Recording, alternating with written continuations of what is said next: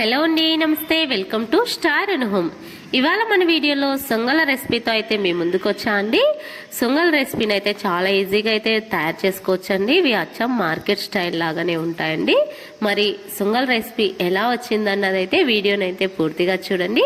మరి వీడియో నచ్చినట్లయితే వీడియోకి అయితే ఒక చిన్న లైక్ అయితే ఇవ్వండి ఫ్రెండ్స్. ఇప్పుడు వీడియోలోకి అయితే వెళ్ళిపోదామండి. చూడండి, ఇక్కడ ఒక ప్లేట్ని అయితే తీసుకున్నాను. అందులో ఒక జిల్లర్ని అయితే పెట్టేసి ఒక కప్పునైతే తీసుకోవాలి. అందులోకి సగం కప్పు దాకా బియ్యం పిండి అయితే తీసుకోవాలి.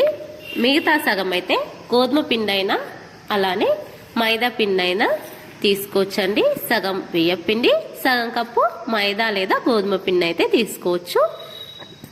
ఇప్పుడు ఈ పిండిని అయితే పక్కన పెట్టేసుకొని 1:30 దాకా ఒక ప్యాన్లోకి అయితే నీళ్లు పోసుకొని స్టవ్ ఆన్ చేసి ప్యాన్ పెట్టేసుకొని నీళ్లు బాగా మరిగిన తర్వాత ఈ పిండిని అయితే వేసేసి ఒక 2 నిమిషాలు అయితే చక్కగా అంతా కలిసేలాగైతే కలుపుకోవాలి.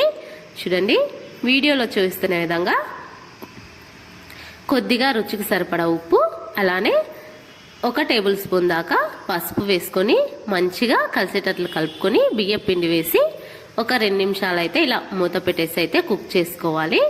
ఇలా 2 నిమిషాల తర్వాత ఒకసారి చూడండి, మనకు చక్కగా అయితే ఉడికిపోయిందండి. ఇలా వీడియోలో చూస్తున్న విధంగా ఒకసారి గరిటెతో అయితే కిందికి పైకి అన్నట్లయితే అదేమైనా వేడిగా ఉన్నట్లయితే చల్లార్చుకోవాలి. చూడండి, స్టవ్ ఆఫ్ చేసి మనం దీన్ని అయితే కిందకి పెట్టేసుకోవాలి. ఇంకా కిందకి పెట్టేసుకున్న తర్వాత దీన్ని గోరువెచ్చగా అయ్యే వరకు అయితే పక్కనైతే ఉంచేసుకోవాలి. ఇది ఇలా కొద్దిగా చల్లారిన తర్వాత ఒక గరిటెతో అయితే ఒక గిన్నెలోకి అయితే ఈ పిండి ముద్దను మొత్తం అంతా కూడా వేసేసుకోవాలి. ఇలా వీడియోలో చూస్తున్న విధంగా వేసుకోవాలి. ప్యాన్లో ఉన్న పిండిని మొత్తాన్ని కూడా ఒక బౌల్లో అయితే వేసేసుకోవాలి.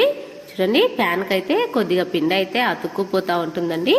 ఇంకా నార్మల్గా మనం ఉడికించుకున్నాం కాబట్టి అది కామన్ అండి. ఇంకా ఇలా మొత్తం పిండిని కూడా ఒక బౌల్లో అయితే మొత్తం కూడా వేసుకోవాలి. ఇలా వేసుకున్న తర్వాత మనమైతే ఈ బౌల్లో ఒక 1/2 లీటర్ వరకు అయితే నీళ్లు వేసుకోవాలండి. ఇలా 1/2 లీటర్ వరకు నీళ్లు వేసుకొని స్టవ్ ఆన్ చేసి గ్యాస్ పైన అయితే పెట్టేసి ఈ నీళ్లు బాగా మరిగే వరకు అయితే మరిగించుకోవాలండి. చూడండి, స్టవ్ ఆన్ చేసి అయితే పెట్టేసుకున్నాను. ఇలా నీళ్లు బాగా మరిగిన తర్వాత మనం ముందుగా గిన్నెలో అయితే పిండిని అయితే పెట్టేసుకున్నాం కదండి. ఆ గిన్నె మొత్తాన్ని కూడా ఈ గిన్నెలో అయితే ఈ బౌల్లో అయితే పెట్టేసుకోవాలండి. చూడండి, వీడియోలో చూసిన విధంగా కొద్దిగా జాగ్రత్తగా అయితే పెట్టండి. ఇలా పెట్టిన తర్వాత ఒక్క 5 నిమిషాలు అయితే కుక్ చేసుకోవాలండి. ఎందుకంటే పిండి చాలా సాఫ్ట్గా ఉడికితేనేనండి సొంగలు అయితే పర్ఫెక్ట్గా అయితే కుదురుతాయండి. చూడండి, ఇలా గిన్నెలో ఉన్న పిండిని కూడా మంచిగా కుక్ చేసుకున్న తర్వాత ఇప్పుడు ఇలాంటి క్లాత్ ఒకటి తీసుకోండి. మీ దగ్గర కాటన్ క్లాత్ ఉన్నా సరే, ఏ క్లాత్ ఉన్నా కూడా ఆ క్లాత్ని అయితే నీట్గా వాష్ చేసుకొని తడి క్లాత్ని అయితే ఇలా పరుచుకోండి. ఇదైతే ప్యాంట్ క్లాత్ అండి. ఈ ప్యాంట్ క్లాత్ నేను బాగా వేడిగా ఉంటుంది కాబట్టి ఇలాంటి చెక్క కూడా తలగదండి. చేతి క్లాత్ ఉన్నట్లయితే అలానే పిండి కూడా చాలా సాఫ్ట్ గా అయితే అవ్వాలి కదండి. పిండి కనీసం ఒక 2 నిమిషాలు అయితే ఇలా చేయాలండి.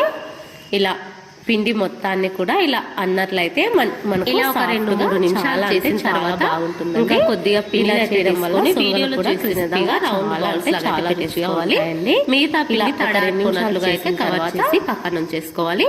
ఇలా మామూలుగా కవర్ ఉంటుంది కదండి, ఇవి బొప్పట్లు చేసే కవరు, అలాంటిదైనా సరే, ఏదైనా పాల ప్యాకెట్ అలాంటి కవర్ అయినా సరే తీసుకొని కొద్దిగా ఆయిల్ అప్లై చేసి వీడియోలో చూసిన విధంగా ఇలా లేదా పెంచుకోవాలి. కొద్దిగా ఆయిల్ అప్లై చేసుకోవాలండి. వీడియోలో చూసిన విధంగా చేసిన తర్వాత రౌండ్ గా అయితే చుట్టేసి అడ్జస్ట్ మొత్తం కూడా మనము ఇలా నీట్ గా గట్టిగా వీడియోలో చేసినట్లయితే సొంగలు అయితే ఇలా చాలా చక్కగా తర్వాత తయారైపోయింది. ఒక పెన్ కానివ్వండి, ఒక అన్ని సొంగల్ని కూడా ఇదే విధంగా అయితే మనం ప్రిపేర్ చేసుకోవాలి. ఇంత పెద్దగా అవసరం లేదు, పొడవుగా అనుకున్నట్లయితే ఒక కత్తి తీసుకొని సగానికైతే కట్ చేసుకోవచ్చండి. లేదు పెద్ద పెద్ద సొంగలు కావాలనుకుంటే కూడా మనము ప్రిపేర్ చేసుకోవచ్చండి. చాలా చక్కగా అయితే ఒత్తుకోవాలండి.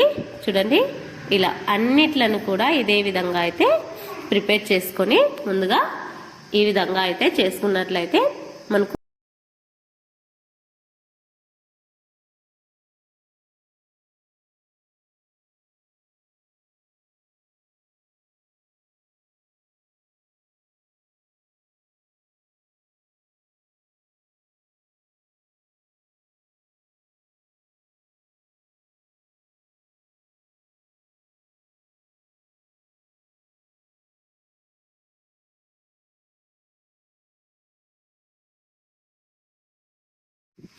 మనం మిగతా పిండిని కూడా ఇదే విధంగా అయితే వీడియోలో చూస్తున్న విధంగా చిన్న చిన్న లేదా పెద్ద పెద్ద సొంగలను అయితే ప్రిపేర్ చేసుకోవచ్చండి.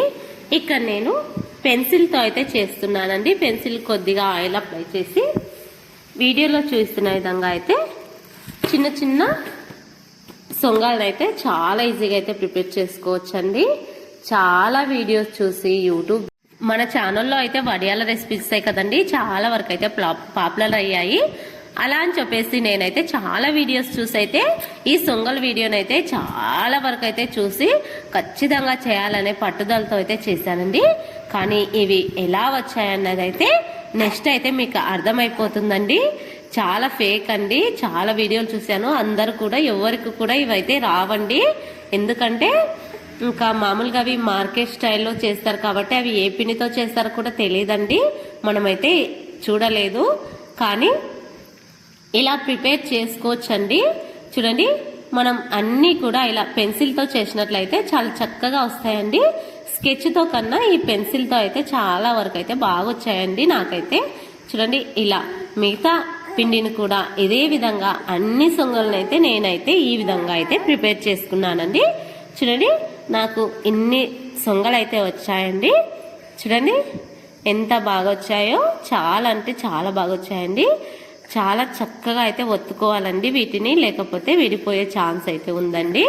ఇలా చక్కగా అన్ని కూడా రెడీ చేసుకొని పక్కన ఉంచుకున్నానండి. ఇంకా వీడియో లెంత్ ఎక్కువ అవుతుందని చెప్పేసి నేనైతే చాలా అంటే చాలా తగ్గించేసానండి. వీడియో లెంత్ అయిపోతుందని చెప్పేసి వీటిని ఎండలో అయితే పెట్టేశానండి. ఒక రోజంతా ఎండలో పెట్టిన తర్వాత నాకైతే ఇవి ఇలా చక్కగా అయితే ఎండిపోయాయండి. చూడండి, ఇలా ఎండిపోయిన వీటిని బాగా ఆయిల్ బాగా హీట్ అయిన తర్వాత వీటిని అయితే చక్కగా అయితే డీప్ ఫ్రై అయితే చేసుకున్నానండి. చూడండి, చాలా అంటే చాలా క్రిస్పీగా చాలా చాలా బాగుంటాయండి. కాకపోతే ఇవి ఎండిన తర్వాత అయితే కొద్దిగా విడిపోయినట్లుగా అయితే అయిపోయాయండి. చూడండి, కానీ టేస్ట్లో అయితే చాలా సూపర్గా అయితే ఉన్నాయండి. మీరు కూడా ఇలా తక్కువ టైంలో అయితే ఇలా సొంగలను అయితే ప్రిపేర్ చేసుకోండి. ఇవి ఎండిన తర్వాత అయితే కొద్దిగా విచ్చుకున్నట్లు ఉంటాయండి. కాబట్టి మంచిగా చేసుకునేటప్పుడే నీట్గా గట్టిగా ఒత్తేసుకోవాలండి. సొంగలను అయితే ఇలా ఒత్తుకున్నట్లయితే చాలా ఈజీగా అయితే రెడీ అయిపోతాయండి. చాలా ఈజీగా సింపుల్గా అయితే మార్కెట్ స్టైల్ వడియాలు అయితే చేసుకోవచ్చండి. చేసుకోవడం అయితే చాలా సులభం అండి.